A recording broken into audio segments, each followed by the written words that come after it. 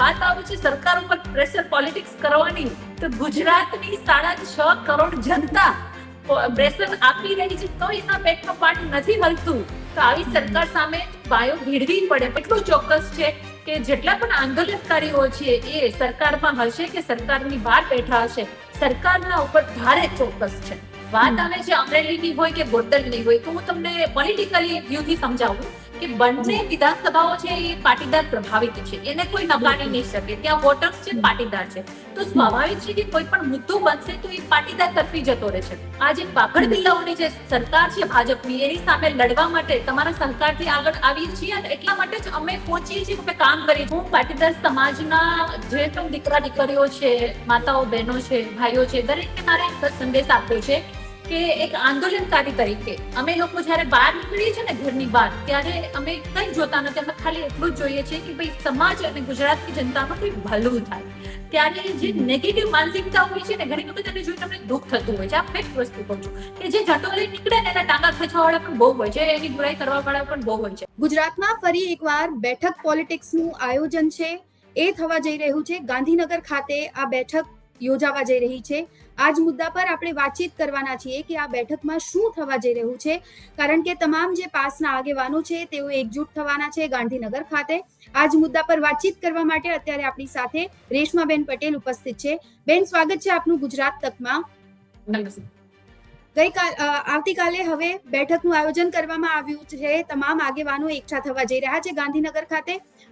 શું ચર્ચા વિચારણા થવાની છે, કઈ ખાસ માહિતીમાં તો એવું છે કે જેટલા પણ મુખ્ય આંદોલનકારી હતા, ચાહે પાસમાં હોય, એસપીજીમાં હોય, દરેક આંદોલનકારીની એક ચિંતન શિબિરનું આયોજન કર્યું છે અને જેમાં કેટલાક સમાજના જે સામાજિક મુદ્દાઓ છે એ મુદ્દાઓને લઈને અમે લોકો ચર્ચા કરવાના છીએ.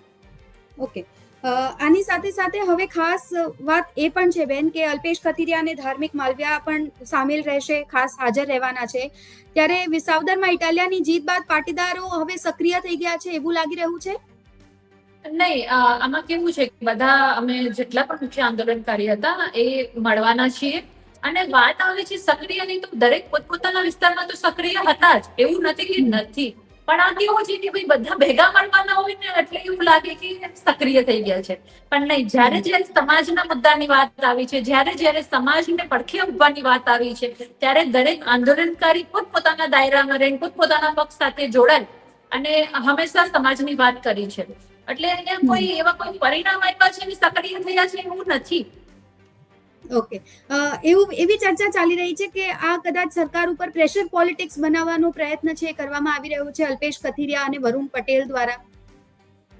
આમાં કેવું છે કે પ્રેશર પોલિટિક્સ નો સવાલ નથી. એ લોકો ભાજપમાં છે, આજે હું આમ આદમી પાર્ટીમાં છું, તો પ્રેશર પોલિટિક્સ આમાં કઈ આવતું નથી. કારણ કે એ લોકો પ્રેશર પોલિટિક્સ કરશે તો અમે તો અમારું જે કામ છે તો અમે ઓલરેડી સરકારને પ્રેશર કરીએ છીએ. એટલે એ લોકો કે છે કે પ્રેશર પોલિટિક્સ ક્રિએટ કરવું છે અમે સાથે છીએ, એવું નથી. પ્રેશર પોલિટિક્સ નથી. સમાજના મુદ્દાને લઈને ચાહે ભાજપમાં હોય કે આપમાં હોય કે અન્ય કોઈ પાર્ટીમાં હોય, દરેક લોકો હંમેશા અવાજ ઉઠાવતા આવ્યા છે. અને વાત આવે છે સરકાર ઉપર પ્રેશર પોલિટિક્સ કરવાની, તો ગુજરાતની 6.5 કરોડ જનતા પ્રેશર આપી રહી છે તો એના પેટનું પાણી નથી હલતું. તો આવી સરકાર સામે બાયો ભીડવી પડે. પરંતુ આ કોઈ બાયો ભીડવા માટેની વાત નથી. આ એવી છે કે સમાજના જે મુદ્દાઓ છે, આ મુદ્દાઓને લઈને ઘણા બધા વિષયો છે જે સમાજની માટે લાભકારી છે, કે જે સમાજમાં ઘણા બધા દૂષણો પણ હોઈ શકે છે, ઘણી બધી એવી વાતો પણ હોય છે, ઘણા બધા એવું બનતું હોય છે કે ત્યારે એમ લાગે છે કે જનજાગૃતિનો કાર્યક્રમ કરવાની જરૂર છે. તો બસ એ જ વિષયોને લઈને અમે ચિંતન કરવાના છીએ. અને વાત આવશે સરકાર સામે પડવાની, તો એ વિષયને લઈને આ વિષયને કોઈ મેટ નથી. પણ હા, એટલું ચોક્કસ છે કે જેટલા પણ આંદોલનકારીઓ છે એ સરકારમાં હશે કે સરકારની બહાર બેઠા હશે, સરકારના ઉપર ભારે ચોક્કસ છે. એટલે કાલે પાક્કું નવા જૂની કંઈક થવા જઈ રહી છે, 100% એ વાત નક્કી છે. કારણ કે હજી સુધી તમે ડિસ્ક્લોઝ નથી કરી રહ્યા કે કયા કયા મુદ્દા પર ખાસ વાતચીત થવાની છે.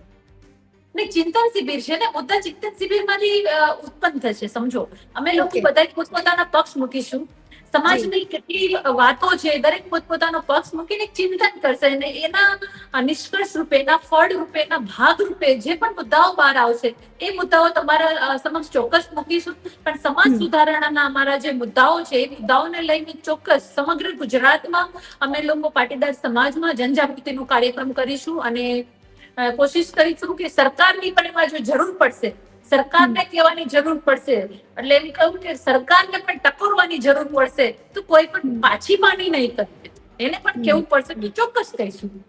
ઓકે, બીજા કયા કયા આગેવાનો આવવાની શક્યતા આમાં સેવાઈ રહી છે? શું આપની કોઈના સાથે વાતચીત થઈ છે? જિગીશાબેન પટેલ સાથે કોઈ વાતચીત થઈ છે? નહીં, એની સાથે મારે કોઈ વાત નથી થઈ. અમે તો જૂના જે પાસના આંદોલનકારીઓ હતા એની સાથે અમારું હંમેશા સંકલન રહેલું છે. તો આંદોલનના જે પાસના જૂના મારા ભાઈઓ છે એની સાથે મારે વાતચીત થઈ છે અને આ જાહેર આમંત્રણ છે. આમાં કોઈ પણ દરેકને આમંત્રણ આપ્યું છે કે જાહેર આમંત્રણ છે જે સમાજના સકારાત્મક વિચાર સાથે જોડાયેલા છે, જે સમાજને એક સારી દિશા આપવા માંગે છે, જે સમાજનું બળ ઉભું કરવા માંગે છે, આવા દરેકને આમંત્રણ છે. એટલે જે વાત છે અહીંયા કોઈ પર્ટિક્યુલર લીડરોની છે જ નહીં. સમાજના એ કાર્યકર્તા, ચાહે પાસનો હોય કે એસપીજી નો હોય કે અન્ય સંગઠન પાટીદારના સાથે જોડાયેલો હોય, કે જે ભલે લીડર તરીકે કામ નથી કરતો પરંતુ એને ક્યાંક ને ક્યાંક એના વિસ્તારમાં પણ મુખ્ય ભૂમિકા નિભાવી છે. તો આ દરેક મુખ્ય આંદોલનકારીઓ છે એ ભેગા થવાના છે અને તમને તો ખબર જ છે કે આંદોલનકારીઓ ભેગા થાય એટલે સ્વાભાવિક છે કે કઈક સકારાત્મક ઉર્જા ઉભી થશે અને સકારાત્મક દિશામાં અમે ચોક્કસ કામ કરીશું.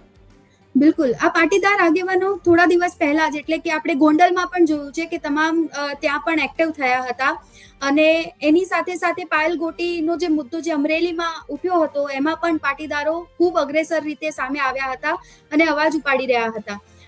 તો લાગે છે કે 2027 પહેલા પાટીદારો કંઈક અલગ કરવાના મૂડમાં જોવા મળશે. નહીં, જો પાટીદાર સમાજ બહુ મોટો અને બહોળો સમાજ છે. અમારા સમાજના આગેવાનો દરેક પક્ષો સાથે જોડાયેલા છે. વાત આવે છે અમરેલીની હોય કે ગોંડલની હોય તો હું તમને પોલિટિકલી વ્યૂથી સમજાવું કે બંને વિધાનસભાઓ છે એ પાટીદાર પ્રભાવિત છે, એને કોઈ નકારી નહીં શકે. ત્યાં વોટર્સ છે, પાટીદાર છે, તો સ્વાભાવિક છે કે કોઈ પણ મુદ્દો બનશે તો એ પાટીદાર તરફી જતો રહેશે. હકીકતમાં તો તમને જણાવું કે કોઈ પણ ગુજરાતની દીકરી ઉપર અત્યાચાર થાય તો પાટીદાર સમાજ જોશે ને, એ દીકરીના વારે જશે, ચાહે પાટીદાર પટેલ સમાજની હોય કે ઓબીસી સમાજની હોય કે અન્ય કોઈ સમાજની હોય. એટલે અમે કોઈ જાતિવાદી રાજનીતિમાં ક્યારે બિલીવ નથી કર્યું. હા, એટલું ચોક્કસ હોય છે કે દરેક પોતપોતાના સમાજના સંગઠનો ચલાવતા હોય છે. શું કામ?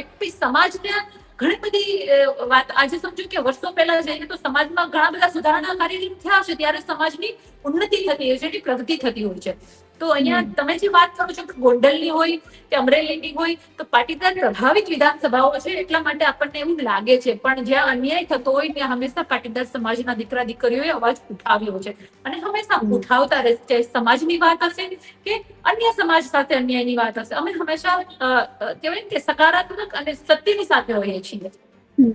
ઓકે, મારે એ પણ સમજવું છે કે આમાંથી ગોપાલ ઇટાલિયા અને હાર્દિક પટેલને શા માટે બાકાત રાખવામાં આવ્યા છે? એવી ચર્ચા છે કે એ લોકો નથી આવવાના, એમને આમંત્રણ નથી આપવામાં આવ્યું છે. નહીં, આમાં કોઈને બાકાત કોઈને પર્ટિક્યુલર આમંત્રણ છે તે જાહેર આમંત્રણ છે. હા, લીડ કરતા હોય થોડા ઘણા એકબીજા સાથે કોમ્યુનિકેશન કરતા હોય છે, એ અલગ વસ્તુ છે. તો કોમ્યુનિકેશન તો બધા સાથે થતું હોય છે એટલે કોઈને બાકાત રાખવામાં નથી, જાહેર આમંત્રણ છે.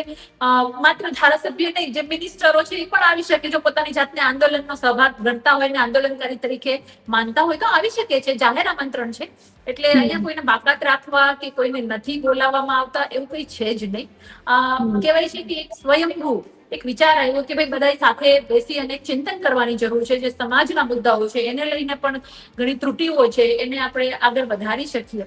તો એ જ વિષયને લઈને એક કહેવાય કે વિચારનું સ્ફુરણ થયું ને બધા ચિંતન માટે ભેગા થાય છે. બસ આ જ એક અમારો મોટિવ છે. બિલકુલ, ભેગા થવું છે અને મળવું છે એ હાલ મોટિવ છે. એટલે કાલે કદાચ કંઈક ચિંતન શિબિરમાંથી શું નવું આવે છે એ જોવું રહ્યું. પરંતુ આની સાથે સાથે મારે આપના પાસેથી એ પણ સમજવું છે, વિસાવદરની ચૂંટણી ગઈ, આમ આદમી પાર્ટીના ઉમેદવાર ગોપાલભાઈ ઇટાલિયા હવે આવી ગયા છે વિસાવદરમાં, ત્યારે ક્યાંય પણ આપની હાજરી વિસાવદરમાં જોવા ન મળી. કારણ કે તમે તો આઈ થિંક, અગર હું ખોટી ના હોઉં તો સ્કૂલિંગ પણ ત્યાં કરી છે, બેઝ તમારો ત્યાં છે, છતાં પણ તમે દૂર રહ્યા. કઈ ખાસ કારણ, કઈ નારાજગી? નહીં, કોઈ નારાજગીની વાત જ નથી. મારો મેડિકલ પ્રોબ્લેમ હતો મેં મારા પાર્ટીને જણાવેલો છે મારું રિસેન્ટલી મારું એક ઓપરેશન થયેલું હતું, તો મારે રેસ્ટ કરવાનું હતું, હું દોડભાડ કરી શકું એવી પરિસ્થિતિમાં નહોતી. અને વાત આવે છે કે સમાજની કે પાર્ટીની, તો પાર્ટીને લઈને હંમેશા ભૂતકાળમાં પણ કામ કર્યું છે અને તમે બધા સાક્ષી છો અને તમારા લોકોના સહકારથી જ કામ કરી શકીએ છીએ એ પણ કહું. નહીતર આ જે 156 કરતા વધી ગયા છે, આ જે બાગડ બિલ્લાઓની જે સરકાર છે ભાજપની, એની સામે લડવા માટે તમારા સહકારથી આગળ આવીએ છીએ અને એટલા માટે જ અમે પહોંચીએ છીએ, અમે કામ કરીએ છીએ. અમારી સાબિતી કોણ? તો કે મીડિયા. તો મીડિયા સામે પણ ઘણા બધા એવા દાખલાઓ છે કે જ્યારે અમે પાર્ટી માટે પણ કામ કર્યું છે અને ગુજરાતની જનતા માટે પણ કામ કર્યું છે. એટલે મેં કોઈ નારાજગીનો સવાલ જ નથી. મારી જે મેડિકલ કન્ડિશન હતી એને લઈને મેં મારી પાર્ટીમાં પણ જણાવેલું છે અને એ બીજું કોઈ કારણ નથી. આશા રાખીએ આપ જલ્દી સ્વસ્થ થઈ જાઓ. જેટલા પાટીદારો વ્યુઅર્સ અત્યારે જી ઓકે જેટલા પણ પાટીદારો વ્યુઅર્સ અત્યારે આપને જોઈ રહ્યા છે, એમને આપ શું સંદેશો આપવા માંગશો? હું પાટીદાર સમાજના જે પણ દીકરા દીકરીઓ છે, માતાઓ બહેનો છે, ભાઈઓ છે, દરેકને મારે એક જ સંદેશ આપ્યો છે કે એક આંદોલનકારી તરીકે અમે લોકો જયારે બહાર નીકળીએ છીએ ને ઘરની બહાર, ત્યારે અમે કઈ જોતા નથી. અમે ખાલી એટલું જ જોઈએ છીએ કે ભાઈ સમાજ અને ગુજરાતની જનતાનું કંઈક ભલું થાય. ત્યારે જે નેગેટિવ માનસિકતા હોય છે ને, ઘણી વખત એને જોઈને અમને દુઃખ થતું હોય છે. આ ફેક્ટ વસ્તુ કહું છું કે જે ઝટો લઈ નીકળે ને એના ટાંગા ખેંચવા વાળા પણ બહુ હોય છે, એની બુરાઈ કરવા વાળા પણ બહુ હોય છે. તો મારે એટલું જ સમાજને કહેવાનું છે કે તમારા થકી મોટા થયા છીએ, તમારા થકી આજ ઓળખાઈએ છીએ, આંદોલનના ગર્ભમાંથી અમે નેતા બન્યા છીએ, અમને આંદોલન અને સમાજે નેતા બનાવ્યા છે. તો યાદ રાખજો કે હંમેશા સમાજના સાચા મુદ્દાઓની સાથે અમારી લાગણી અને અમારી મહેનત જોડાયેલી હશે. અને એ જ વિશ્વાસ અપાવવો છે કે આંદોલન ભૂતકાળમાં જે પણ આંદોલન થયા હોય, સરકારનું જે પણ કઈ ઇન્ટરફિયર રહ્યું હોય, આ દરેકની પાછળ સકારાત્મક વિચાર એક જોડાયેલો હોય છે આંદોલનકારીનો, કે ભાઈ હું કઈક સકારાત્મક કાર્ય આમાંથી કરીને આગળ વધુ, જેથી કરીને સમાજને કઈ આપી શકું. તો કોઈ પણ પક્ષમાં જોડાયા હશે, કોઈ પણ પક્ષમાં ગયા હશે, આ દરેક માટે બસ મારા ભાઈઓ અને બહેનો એક સકારાત્મક વિચાર રાખે કે આ લોકો ઘરની બહાર નીકળીને કામ કરે છે, તો કઈ લઈ નથી લેવાનું આમાં. હા, આશીર્વાદ રૂપી જે કઈ મળે છે, પોલિટિકલી જે પણ બેનિફિટ થાય છે, સરવાળે કરવાની તો સેવા જ છે ને. પોલિટિકલી તાકાત વધે છે તો જનતાની સેવા કરવાની છે. સરકાર સામે વધારે મજબૂતાઈથી લડી શકીશું. તો બસ મારો એક જ સંદેશ છે કે સકારાત્મક માનસિકતા રાખજો, અમારા ઉપર વિશ્વાસ રાખજો અને કામ કરીએ છીએ ત્યારે જ અમે સામે દેખાઈએ છીએ. ઘરમાં બેસી જશું તો કોઈને નહીં દેખાઈશું અને કોઈ અમારી ફરિયાદ નહીં કરશે ને કોઈ અમને કઈ બોલવા પણ નહીં આવશે. એટલે ફેર છે કે ઘરની બહાર નીકળીને કામ કરીએ છીએ તો અમારી હિંમત બનજો. જી, થેન્ક યુ સો મચ. આપ અમારી સાથે જોડાયા અને તમામ માહિતી આપી. ખૂબ ખૂબ આભાર આપનો.